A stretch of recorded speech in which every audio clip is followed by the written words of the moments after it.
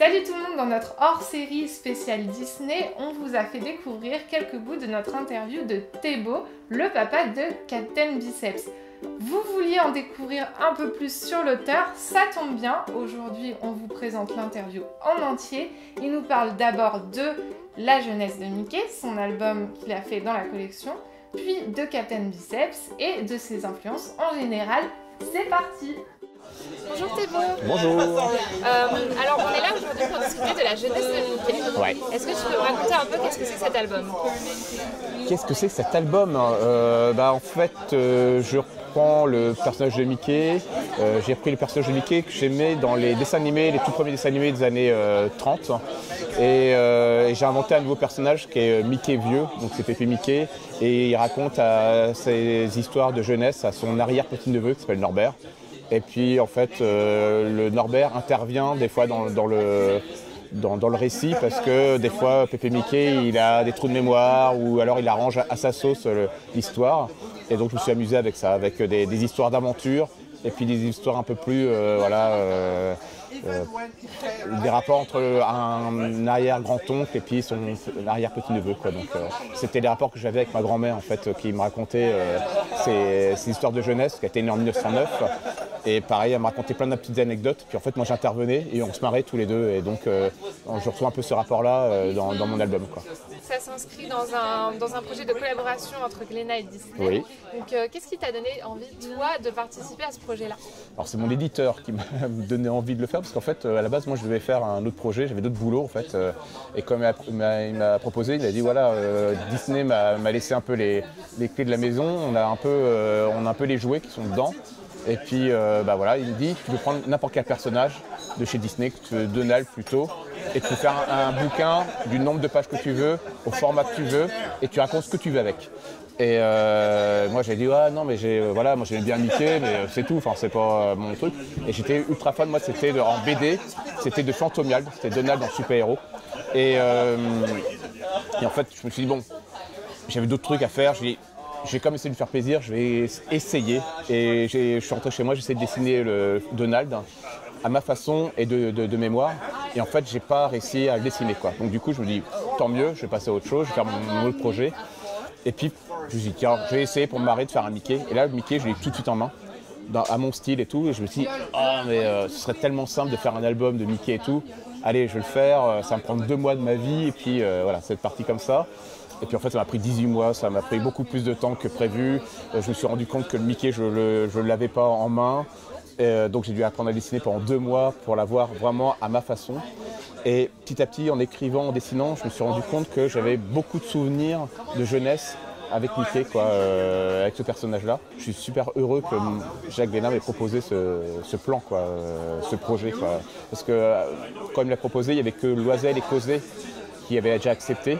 Donc voilà, c'est pas des rigolos quoi. Donc moi voilà, j'ai pas la même carrière que ces 2 auteurs.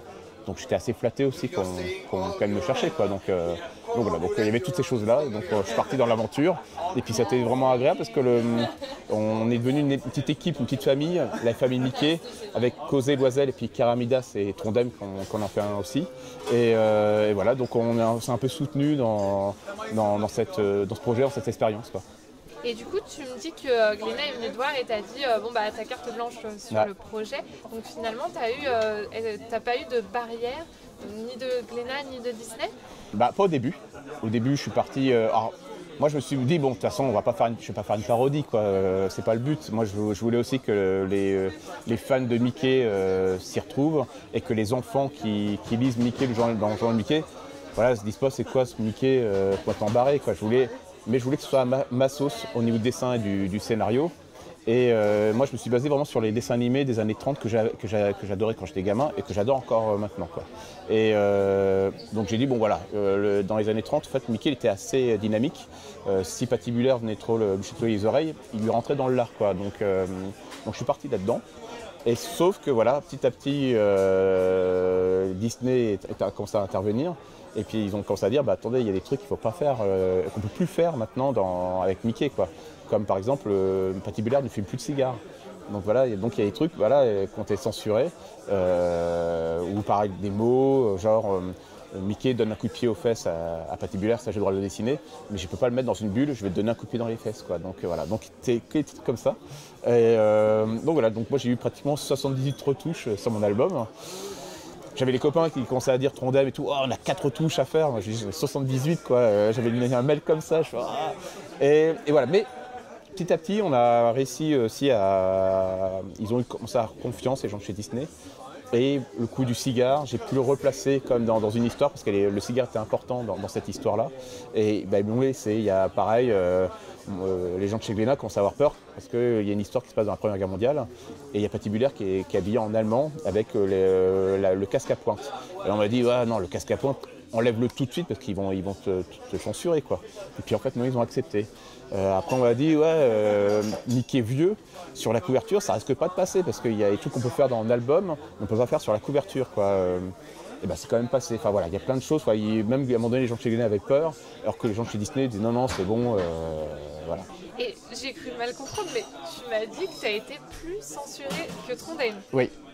Ah oui, ils ont eu 4 trucs à changer parce qu'il y a un chien qui doit faire caca ou pipi sur un personnage et puis ils ont déchiré la page, comme ça on voit pas la chute. Comme c'était du gag en 8 pages, donc ça allait, il n'y a pas de problème. Moi c'était des petites histoires assez longues, entre 14 et 8 pages. Donc, mais des fois c'était des bulles, des mots voilà, Et Loisel aussi a été censuré, pareil, pour l'histoire de cigare. Donc lui, il y a un personnage, c'est un hippopotame, c'est un banquier. Et voilà, ça se passe en 1929. Donc chaque fois qu'on avait une représentation du banquier, il avait toujours un cigare à la bouche. Et donc il a viré le cigare, il a mis une saucisse, quoi. Et comme les personnages de chez Disney sont des animaux, ils n'ont pas le droit de manger de viande. Donc du coup, il dit que c'est une saucisse végétale, quoi, végétarienne. Donc voilà. Donc, mais il n'en a pas marqué dans son livre, mais il le dit au cas où on viendrait lui poser la question, il peut dire que c'est une saucisse végétarienne. Donc voilà, on a trouvé des astuces comme ça. Quand tu as commencé le projet, est-ce que tu t'es dit je pourrais faire comme tel auteur, comme tel album? Le truc en parlant d'inspiration, je m'en suis aperçu, c'est quand j'ai fait le bouquin, c'est que en fait moi j'ai voulu être dessinateur de BD en découvrant les X-Men en bande dessinée, j'avais 10 ans. Je lisais déjà de la BD, Gaston Lagaffe, Astérix et Lucky Luke. Mais moi, c'était les super-héros qui m'ont donné envie de faire de la BD. Après, c'était Gottlieb, Vulmain et Marjorin qui m'ont donné envie de faire de la BD d'humour. Et en dessinant mon album de Mickey, je me suis rendu compte que en fait, les dessins animés ont toujours une grande importance dans mon style. C'est très cartoonesque, quoi. Et ils sont toujours dans... Les personnages bougent tout le temps et j'aime bien... les mouvements sont bien découpés et tout. Et en fait, ça vient des Tex Avery et ça vient surtout aussi des vieux dessins animés de Mickey, quoi. Et en fait, j'ai l'impression que maintenant mon style graphique vient directement des vieux Mickey, quoi. Donc je dois beaucoup de choses aussi à Mickey, quoi, que je pensais pas. Tu es aussi le papa de Captain Biceps ouais. Et de Samson et Néon, c'est ça là. Quand j'étais petite, tu disais Samson. Ouais. Samson et Néon ou Samson et Néon, enfin Samson et Léon aussi, enfin il y a eu plein de... Moi, ce que j'aimerais savoir, c'est de manière générale, parce que je t'ai demandé pour Mickey, mais quelles sont tes inspirations, quels sont les auteurs dont tu t'inspires? Bah voilà, moi j'adorais Jack Kirby qui était créateur des X-Men, des Avengers et tout, parce que c'est même pas une question de dessin, des fois c'est une question d'énergie, quoi. Il y a Gottlieb aussi qui m'a beaucoup inspiré au niveau de l'ancrage et puis de ce qu'il racontait. Enfin ouais, c'était vieux pour moi, quoi, Gottlieb. Je suis super fier d'avoir fait un combat de Captain Biceps contre Super Dupont. C'est lui qui l'a dessiné, et voilà, donc c'était à sa demande, donc j'étais ultra fier. Et du coup, autant avec Samson Samson et Néon autant avec Samson et Néon qu'avec Captain Biceps et aussi avec cet album La Jeunesse de Mickey, on sent que tu t'adresses beaucoup plus que les autres à un public jeune. Ouais. Et moi j'aurais voulu savoir qu'est-ce qui t'intéresse dans le fait de parler comme ça à un public jeunesse. À la base, je voulais bosser pour Fluide Glacial, donc j'avais encore ce style de dessin assez rond, mais avec des trucs immondes, quoi, avec des gros mots partout, des gens à poil, avec des zizi arrachés et tout. Dans Captain Biceps, on s'est bien éclaté parce qu'on a mis des couilles et il y avait plein de trucs qui dépassaient. Mais après, voilà, c'est mon style de dessin. Mickey, j'ai pas fait que pour la jeunesse, j'ai fait vraiment pour les grands et les petits. Je fais un peu pour tout le monde, quoi. Alors voilà, après, pour Mickey, tu peux pas mettre de gros mots, tu peux pas. Alors c'est pour ça que j'ai pu mettre des ballerines pour mettre un peu quand il y a une insulte. Voilà, ça a fait rire pas mal de monde. J'ai toujours mes premiers projets, c'était toujours du super-héros, la parodie de super-héros. Et voilà, quand on a fait Captain Biceps, on s'est pas dit tiens, on va attaquer la tranche d'âge des 8-12 ans parce qu'ils sont à fond sur Spider-Man et tout. Là, c'était on y va, puis on fait ce qu'on veut. Si on met du caca, on met du caca. Et si on fait voilà, un truc avec un œil arraché, on le fait, quoi. On s'en fout de l'âge, quoi. Et voilà, ça a été, nos lecteurs, ça va de 4 ans à 80 ans, quoi, de Captain Biceps. Je l'ai vu en dédicace, donc je connais l'âge. Même au niveau il y a des garçons, il y a beaucoup de garçons au début. Et petit à petit, il y a eu commencé à avoir pas mal de filles qui sont venues à Captain Biceps et qui lisaient pas de BD, quoi, qui lisaient des romans et ils lisaient Captain Biceps, quoi. Donc voilà, il y a, à un moment donné, je me dis pas tiens, je vais faire Mickey pour la jeunesse. Je me fais pour me faire plaisir. Quand Jacques Glénat m'a dit tiens, tu as carte blanche au nombre des pages et au format, tu fais ce que tu veux. Là, dans ma tête, je me dis je vais faire des grandes illustrations, des grandes doubles pages. Et après, donc voilà, il y a un coup, pour une histoire, je suis parti de la double page. C'était la scène de la Première Guerre mondiale avec Patty Miller qui est poursuivi par Mickey, qui est poursuivi avec un avion. Et il y a d'autres méchants qui sont en avion qui le survolent. Et j'ai dit, bon, maintenant, il faut que je brode toute une histoire autour de ça, quoi. Donc voilà, là, c'était parti pour me faire plaisir. Et j'ai dit, voilà, moi, je vais faire du cartoon. Et j'ai fait une cartoon en BD, quoi. Donc, pour ça, il y a beaucoup de courses-poursuites, de bagarres. Et je me dis, en tant que lecteur, c'est nul, quoi. Il n'y a que de la bagarre, que de la poursuite. À un moment donné, c'est chiant. Tu t'éclates juste en tant que dessinateur, mais en tant que lecteur, non.